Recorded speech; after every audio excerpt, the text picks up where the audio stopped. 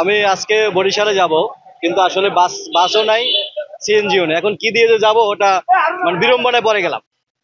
প্রায় বাস মালিক সমিতি এবং সিএনজি সমিতির মাঝে ভিতরে সংঘর্ষে মানে বাস বন্ধ রাখে এবং সিএনজি বন্ধ রাখে, যাতে মানুষের ভোগান্তির শেষ নাই। গতকালকে থেকে আজকে পর্যন্ত এখন পর্যন্ত কোনো সমস্যার সমাধান হয় নাই। যাত্রীরা এখন বিড়ম্বনা পাচ্ছে। মানুষ কেউ হেঁটে যাচ্ছে, কেউ বিভিন্ন ভাবে যাওয়ার চেষ্টা করতেছে বরিশাল বা বিভিন্ন জায়গায়। মানুষ অনেক অসুস্থ রোগী আছে, অনেক লোক আছে যারা চাকরিজীবী বা বিভিন্ন মান্থলি মিটিং এ যাচ্ছে বরিশালে। তাদের সব দুর্ভোগের শেষ নেই। এখন চরপেশনে এখন বাস মালিক সমিতি এবং সিএনজি দের মধ্যে যে সংঘর্ষ প্রায় লাগে, এর আগেও লাগছে, আপনারা জানেন। হ্যাঁ, আমি দক্ষিণ আইসা থেকে আসছি আর কি। দক্ষিণ আইসা বাজারে আসলাম, আসার পরে দেখতেছি বাস নাই। তখন আমি জিজ্ঞাসা করলাম যে কেন বাস বন্ধ। বললো যে সিএনজি বাস ওরা মারামারি করছে, আর মারামারি করার কারণে বাসে আমি দক্ষিণ আইসা থেকে এখানে আসলে আমার 50 টাকা খরচ হতো, সেই জায়গায় আমি 100 টাকা দিয়ে আসছি। এখন আবার এখান থেকে আমি যাব ভোলায় আমার ভাড়া হলো 130 থেকে 40 টাকা, সেখানে আমি 300 টাকা দিয়ে আজকে যাইতেছি। তাহলে বাস বন্ধ থাকার কারণে অতিরিক্ত ভাড়াও যাইতেছে, অতিরিক্ত পরিশ্রম। এখানে এসে আমি 1 ঘন্টার মতো বসে আছি। তাহলে আমার এই সময়টা যে লস হইতেছে, আমার যে টাকাটা লস হইতেছে, এটা তো ওনাদের কারণে হইতেছে। এজন্য আমরা এটার সুষ্ঠু সমাধান এবং অতি দ্রুত যাতে এটার ব্যবস্থা নেওয়া হয়, সেজন্য আমরা কর্তৃপক্ষের কাছে আবেদন করতেছি। আমি আইছি চেয়ারম্যানের বাজারতে। এখন আমি ওই রাস্তার মাঝে যাম, এখন গাড়ি ভাই না, এখন আমি অটো দিয়ে যাই। গাড়ির জন্য কতক্ষণ অপেক্ষা করছি? বোধহয় ঘন্টা টেনে নিয়ে যায়। কালকে একটু বাজারটা খারাপ ছিল, কাল দুজন যাত্রী এক বাসের স্টাফ টেনে নিয়ে গেল।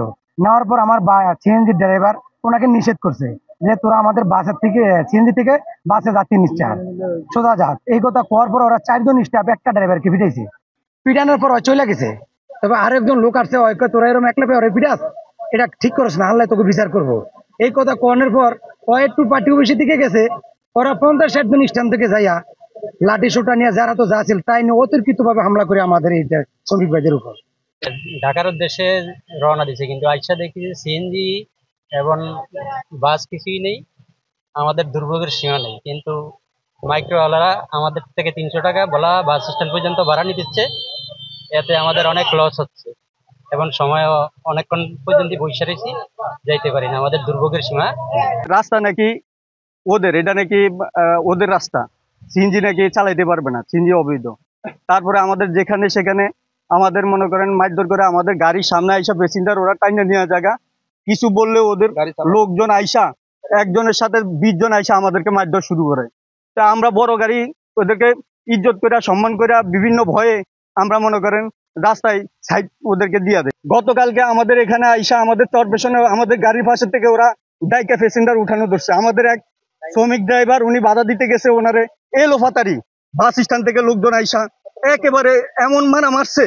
ওনার চরপেশন থেকে, ওই যে ছবি দেখেন আপনারা, চরপেশন থেকে মারছে, চরপেশন হাসপাতাল দেখেন, পরে লাস্টে তাকে বরিশাল নেওয়া হয়েছে। হামলা করছে একটা প্যাসেঞ্জার লইয়া, সে চিকিৎসাধীন আছে।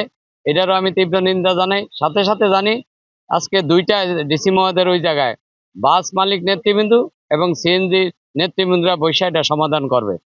আমরা আজকে গতকালকে থেকে আমরা বাস শ্রমিকরা ধর্মঘট আহ্বান করেছে। এই আহ্বানের কারণে আজকেও আমাদের বাস বন্ধ আছে। আজকে বিকাল 3টায় ভোলা জেলা প্রশাসক মহোদয়ের অফিসে আমাদের একটা হাই ভোল্টেজ মিটিং আছে। সেখানে এই অবৈধ যানবাহন থাকবে কি থাকবে না সে বিষয়ে বিশদ আলোচনা হবে।